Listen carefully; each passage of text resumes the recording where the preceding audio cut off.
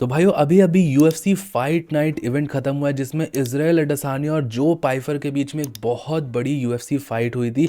और जो पाइफर ने यहाँ पे राउंड 2 के अंदर इजराइल अडेसानिया को टीकेओ कर दिया है, एक बहुत बड़ी विक्ट्री ली है। तो इस वीडियो के अंदर हम इस इवेंट के रिजल्ट्स के बारे में बात करेंगे, कौन से फाइटर्स जीते, इजराइल अडेसानिया कैसे यहाँ पर फाइट को हारा, आगे आने वाले टाइम में इजराइल अडेसानिया का क्या फ्यूचर होने वाला है। साथ ही साथ भाइयों आज यहाँ पे अरमान सारूकियन वर्सेस जॉर्जियो पुलास का real American free style wrestling में रीमैच भी था, जिसको अरमान सारूकियन ने फ्लाइंग कलर्स से जीता है।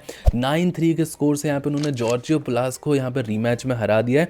तो इस फाइट के बारे में भी इस वीडियो के अंदर डिस्कस करेंगे, किस तरीके की ये फाइट थी, अरमान सारूकियन ने फाइनली जॉर्जियो पुलास को हराया, अब यहाँ पे क्या फ्यूचर रहने वाला है अरमान सारूकियन का, क्या उसको टाइटल शॉट मिलने में कोई हेल्प होगी इन फाइट से, सारी पॉसिबिलिटीज को इस वीडियो के अंदर डिस्कस करेंगे।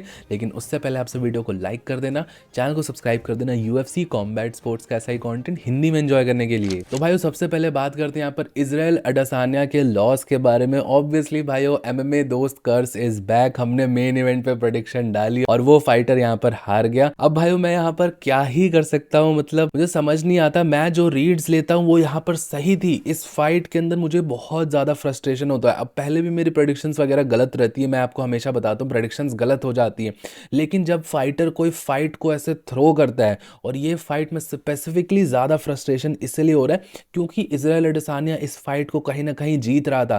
फर्स्ट राउंड 50-50 था, बहुत क्लोज फाइट थी, और एक यंग कंटेंडर जो पाइफर के अगेंस्ट रिलेटिवली बहुत अच्छा परफॉर्म कर रहा था एडेसानिया। इवन सेकेंड राउंड जब स्टार्ट हुआ तो बढ़िया कॉम्बोज थ्रो करना स्टार्ट करा है एडेसानिया ने, 1-2 कनेक्ट हो रहा था, डॉज कर रहा था, और कहीं ना कहीं ऐसा दिख रहा था कि जो पाइफर थोड़ा फेड आउट होना स्टार्ट हुआ था, उसका गेम प्लान वर्क नहीं कर रहा था, लेग किक से उसके लेग डैमेज कर दिया था, तो थोड़ा स्लो डाउन दिख रहा था। इतनी सारी रेसलिंग से जो पाइफर कहीं ना कहीं स्लो डाउन हो रहा था। फिर भाइयों पता नहीं अचानक से इजराइल अडेसानिया के दिमाग में क्या आया, मे बी शायद एमएमए दोस्त कर्स उस टाइम पर एक्टिव हुआ और अडेसानिया ने यहाँ पर ब्रॉलिंग करना स्टार्ट करा। और पता नहीं क्या गेम प्लान है, एक young Hungary contender young contender के अगेंस्ट ब्रॉलिंग करने जा रहा है। वो पॉइंट फाइटिंग जो अडेसानिया करता था, अगर वो इस फाइट के अंदर वो करता तो जीत जाता फाइट को, बट उसने राउंड 2 में ब्रॉल करने का डिसीजन लिया और स्लॉपी लेफ्ट हुक कनेक्ट कर दिया यहाँ पर जो पाइफर ने, जिसके कारण डैमेज हुआ इजराइल अडेसानिया। उसके बाद उसको टेक डाउन करा और टेक डाउन करके ग्राउंड पे क्लूलेस दिख रहा था इजराइल अडेसानिया, और ऑब्वियसली उसका ग्राउंड गेम वीक ही माना जाता है, और ग्राउंड पे फिर टीकेओ करके फिनिश कर दिया जो पाइफर ने। और ये फाइट मुझे कहीं ना कहीं ऐसा लगता था एडेसानिया के लिए विनेबल थी। अगर वो राउंड 2 भी निकाल लेता, जैसे वो राउंड 2 के स्टार्टिंग में फाइट कर रहा था, सेम पॉइंट फाइटिंग करता या कॉम्बोज वगैरह लैंड करके कंट्रोल्ड फाइट करता, राउंड 3 के अंदर यहाँ पे डेफिनेटली गैस आउट होता जो पाइफर, और अडेसानिया इसको विक्ट्री ले सकता था। अब भाई स्किल वाइज बहुत सारे लोग बोलेंगे कि वो बूढ़ा हो चुका है, उसके रिफ्लेक्सेस स्लो हो गए, एक्सेट्रा एक्सेट्रा। मुझे ऐसा लगता है सबसे बड़ी चीज जो यहाँ पर इजराइल अडेसानिया की अगर कुछ खराब हुई है तो वो उसका फाइट आईक्यू है। उसका फाइट आईक्यू बहुत बुरी तरीके से डिटोरिएट किया है। वो जो पॉइंट फाइटिंग था, कब सेफ खेलना है, कब उसको अग्रेसिव होना है, वो सारी चीजें यहाँ पर out of the window throw करता है इजराइल अडेसानिया। यहाँ पे ड्रीकस वाले फाइट में भी ये हुआ, इमावो वाले फाइट में भी कहीं ना कहीं सेम चीज देखने को मिली, और ये जो पाइफर वाली फाइट थी ये तो one of the worst performances थी यहाँ पर इजराइल अडेसानिया की। मैंने भाइयों कभी भी ये नहीं सोचा था कि एडेसानिया इतना बुरा फाइटिंग आईक्यू दिखाएगा कि भी किसी फाइट के अंदर। स्पेसिफिकली लोग अब यहाँ पे पूछ रहे हैं कि क्या एडेसानिया को रिटायर हो जाना चाहिए। एडेसानिया ने खुद यहाँ पर ये चीज बोला है, उसने यहाँ पर रीजनिंग बताई है ऐसा फाइट करने का। उसका ऐसा कहना था कि वो फाइट यहाँ पर 13 महीनों से उसने फाइट नहीं करी थी, और वो ब्रॉल करने का डिसीजन उसने इसलिए लिया क्योंकि वो फाइट को एक्चुअली में फील करना चाहता था। अब आई डोंट नो भाइयों, इसको वो डिफेंड कर रहा है इस परफॉर्मेंस को, और यहाँ पर उसकी ये मेंटालिटी है लॉस लेने के बाद, तो मुझे नहीं लगता कि इस मेंटालिटी के साथ वो यूएफसी के टॉप कंटेंडर्स को कभी बीट कर पाएगा। क्योंकि अगर आपको फाइट की फील लेनी है, आपने 13 महीने से फाइट नहीं करी है, तो आप फाइट जीत के भी तो फील ले सकते हो ना। फाइट आप थर्ड राउंड में फील ले लेते, वो वाली जब जो पाइफर यहाँ पर गैस आउट हो रखा है, सामने वह जीती जिताई फाइट को थ्रो कर देने को फील लेना नहीं कहते हैं। बाकी भाइयों मैं तो बहुत फ्रस्ट्रेटेड हूँ इस परफॉर्मेंस से इजराइल अडेसानिया की। इवन दो ऐसा नहीं है कि मेरी यहाँ पे प्रेडिक्शन थी, मैं यहाँ पर प्रेडिक्शन करके बैठा था और वो हार गया या गलत हो गई इसके कारण ही। बाकी भाइयों मैं तो यहाँ पे बहुत ज़्यादा फ्रस्ट्रेटेड और डिसअपॉइंटेड हूँ यहाँ पर इजराइल अडेसानिया की परफॉर्मेंस से। अब सिर्फ ये बात नहीं है कि मैंने यहाँ पर इजराइल को प्रेडिक्ट कर रखा था, मेरी प्रेडिक्शन उसके ऊपर लग रखी थी, तो मैं यहाँ पे फ्रस्ट्रेटेड हूँ, ऐसा नहीं है। बट जो फाइट्स यहाँ पे लगता है कि वो फाइटर जीत सकता है, उसके लिए आप रूट कर रहे हो। हम यहाँ पे दिल से चाहते थे कि एडेसानिया कमबैक करे, एडेसानिया जैसे फाइटर्स की अब यहाँ पे बहुत कमी फील हो रही है फिलहाल के एरा में यूएफसी में जो एक्टिव चैंपियंस थे। हम डेफिनेटली चाहते थे आज की वो अच्छी परफॉर्मेंस लाया, जीते, बट जीती जिताई फाइट उसने यहाँ पे थ्रो कर दी है, तो काफ़ी ज़्यादा डिसअपॉइंटिंग है मैं एज अ यूएफसी फैन और एज अ एडेसानिया फैन भी। बाकी भाइयों आप सबका क्या ओपिनियन है इस फाइट के बारे में, आपसे मुझे नीचे कमेंट सेक्शन में बताना। बाकी यहाँ पर को मेन इवेंट में एलेक्सा ग्रासो ने मेसी बार्बर को एक बहुत ब्रूटल नॉकआउट करा है, और रिसेंट टाइम्स में भाइयों वुमेन्स एमएमए का ये one of the most brutal knockouts मैंने देखा है। मेसी बार्बर को एक स्ट्रेट राइट हैंड से पहले तो नॉकआउट करा, और वो यहाँ पर ट्विस्ट होके गिरी अनकॉन्शियस, और फॉलो अप में यहाँ पर यूजुअली फाइटर्स फॉलो अप में पंचेस थ्रो करते हैं, एलेक्सा ग्रासो ने फॉलो अप में सीधा रियर नेकेड चोक जंप कर दिया। एक तो ऑलरेडी नॉकड आउट यहाँ पर कॉन्शियसनेस से डिटैच फाइटर मेसी बार्बर के ऊपर रियर नेकेड चोक लगा दिया यहाँ पे एलेक्सा ग्रासो ने, और ये अपने आप में ही बहुत ज्यादा खतरनाक था, जो कि बिल्कुल भी एक्सपेक्टेड नहीं था। वुमेन्स की फाइट जो रिसेंट टाइम से काफी ज्यादा यहाँ पे क्रिटिकल हो रही थी, लोग काफी ज्यादा क्रिटिसाइज कर रहे थे, बोरिंग वगैरह हो रही थी, बट एलेक्सा ग्रासो ने अपनी क्रिस्प बॉक्सिंग और उसके बाद ये जो चोक लगा के ब्रुटैलिटी दिखाई है, अपने आप में ही बहुत ज्यादा क्रेजी था ये। और भाइयों hats off to these fighters, Alexa Grasso, Valentina Shevchenko, Maycee Barber, ये सारी फाइटर्स जो फीमेल फाइटर्स है, भले मेसी बार्बर आज फाइट हार गए, बट ये फाइटर्स जब भी फाइट करती हैं बहुत इंटरेस्टिंग फाइट होती है, और इनके कारण ही कहीं ना कहीं ये कुछ ऐसी पिलर्स है जिसकी वुमेन्स एमएमए को थोड़ा बहुत संभाल के रख रही है, वरना बहुत ज़्यादा क्रिटिसिज्म होती है बोरिंग फाइट डिसीजंस के लिए, बट नॉकआउट्स और अच्छी अच्छी फाइट्स यही यहाँ पर लेके आ रही हैं। बाकी भाई ओवरऑल आपका इस फाइट के बारे में क्या ओपिनियन था, मुझे नीचे कमेंट सेक्शन में जरूर बताइएगा। अब बात करते हैं भाइयों यहाँ पर यूएफसी फाइट नाइट के साथ ही साथ आज RAF real American free style का इवेंट भी था, जिसके अंदर अरमान सारूकियन और जॉर्जियो पुलास की एक हाई प्रोफाइल रेसलिंग फाइट थी। और भाइयों फर्स्ट टाइम ही ऐसा कुछ था कि यूएफसी की ऑडियंस और जो कॉम्बैट स्पोर्ट्स की ऑडियंस है वो कोई रेसलिंग मैच के लिए यहाँ पर एक्साइटेड थी। अब मैच तो अपने आप में ही बहुत इंटरेस्टिंग था, बट इतना ज़्यादा डिसअपॉइंटमेंट हुआ है इस इवेंट को देखने में, उसके बारे में भी हम यहाँ पर अभी डिस्कस करेंगे।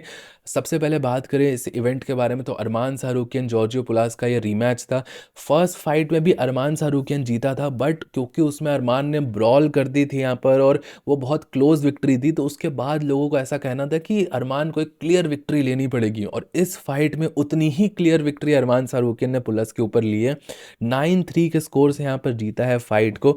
एक बहुत तगड़ा सुप्लेक्स भी डाला है, अरमान एयरलाइंस में बेसिकली बिठा दिया जॉर्जियो पुलास को। और जो पिछले फाइट में थोड़े बहुत डाउट थे यहाँ पर कि अरमान सारूकियन से बेटर रेसलर हो सकता है पुलास, ये इस फाइट से सारे डाउट्स क्लियर हो चुके हैं। अरमान की रेसलिंग क्लियरली जॉर्जियो पुलास से बहुत बेटर है, और एज एन एमएमए फाइटर जो कि एमएमए करता है, इसका मेन गेम एमएमए है, उसके अकॉर्डिंग तो अरमान सारूकियन की रेसलिंग टॉप नॉच है भाई। वो मतलब ऑलमोस्ट आप समझ सकते हो कि D1 रेसलिंग लेवल तक वो पहुंच चुका है अमेरिका के। D1 तक ना भी नो तो D1 से थोड़ा ही नीचे, थोड़ा ही पीछे अरमान सारूकियन। अच्छे खासे D1 रेसलर को भी मुझे लगता है वो चैलेंज कर सकता है। आरएफ के आगे आने वाले इवेंट्स में भी वो फाइट करेगा तो डेफिनेटली उसकी रेसलिंग और ज़्यादा टेस्ट होगी। ग्राउंड गेम बहुत तगड़ा है, और जैसे जैसे भाई वो पर्सनली आप सबको तो नहीं पता, बट जब भी यहाँ पर अरमान कोई ऐसे रेसलिंग मैचअप जीतता है, सबसे बड़ा क्वेश्चन मेरा यही निकल के आता है कि क्या अरमान सारूकियन उस दिन यहाँ पर जनवरी 2025 में इस्लाम से अगर फाइट करता तो क्या वो इस्लाम को बीट कर पाता, क्योंकि ग्राउंड गेम इतना तगड़ा दिखा रहा है अरमान सारूकियन। तो भाई मेरे दिमाग में तो ये क्वेश्चन हमेशा ही उठता है जब भी मैं अरमान को ऐसे किसी ग्रैपलिंग या रेसलिंग इवेंट में जीतते देखता हूँ, कि उस दिन अगर वो फाइट कैंसिल नहीं होती तो उसका क्या आउटकम निकल के आता। मैं definitely in future Islam Makhachev versus Arman Tsarukyan को किसी रेसलिंग मैच या किसी ग्रैपलिंग मैच पे 100% देखना चाहूँगा। आरएएफ के अंदर ही हो तो ये बहुत अच्छी चीज़ होगी। बट भाइयों ये इवेंट मैंने जैसा आप सबको बताया था, इस इवेंट को देखने में बहुत ज़्यादा डिसअपॉइंटमेंट हुई, क्योंकि obviously real American free style wrestling ने यहाँ पर ऐसा कमिट करा था, और वो एक लाइव स्ट्रीम चला रहे थे यूट्यूब के ऊपर, और हम सब ने भी ये चीज़ कहीं ना कहीं मानी थी कि यहाँ पर लाइव स्ट्रीम ही यूट्यूब पे होगी।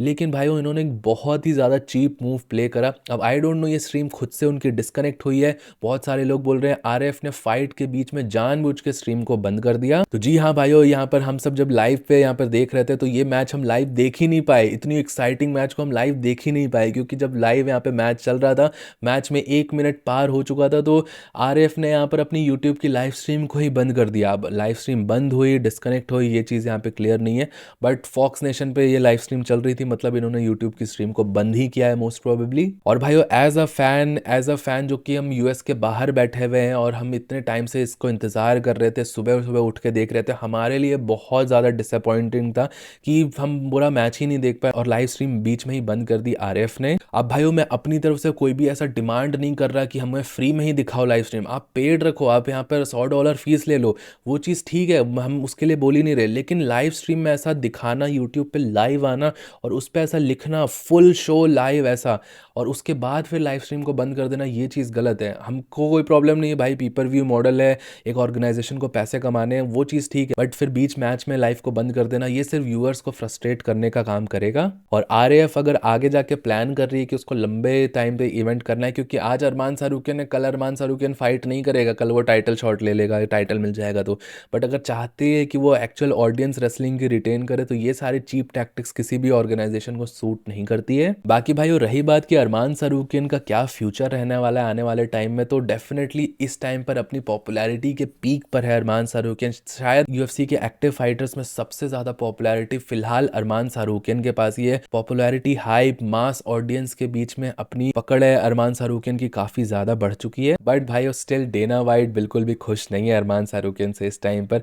कोई भी ऐसी सॉलिडिफाइड अपडेट नहीं है अरमान शाहरुखियन के टाइटल शॉट के लिए, क्योंकि देखिए एक तो ये चीज़ भी होती है कि हाँ टाइटल शॉट फिलहाल सर्कमस्टांसेस के कारण नहीं मिल पा रहा, बट डेना वाइट से कोई क्वेश्चन भी पूछा जाता है अरमान शाहरुखियन के बारे में तो बहुत नेगेटिव टाइप ही रिप्लाई आता है, न्यूट्रल रिप्लाई भी नहीं करता है डेना वाइट कि हाँ चलो देखा जाएगा बाद में, अच्छा परफॉर्म करा उसने, अच्छी फाइट करी। जब डेना वाइट से उसकी लास्ट फाइट के बारे में पूछा गया था कि जॉर्जियो पुलास से उसकी ब्रॉल हो गई एक्सेट्रा एक्सेट्रा, आपका क्या कहना है इस बारे में, तो डेना वाइट ने बोला कि मुझे कोई फर्क नहीं पड़ता है, वो जो कर रहा है करे, मैं अरमान शाहरुखियन से फिलहाल थ्रिल्ड नहीं हूँ, ऐसा यहाँ पे डेना वाइट ने बोला था।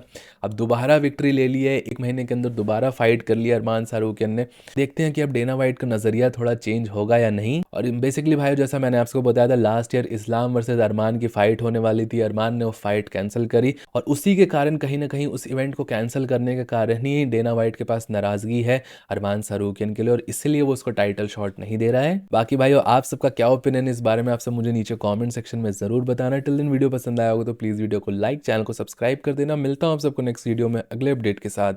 Bye bye.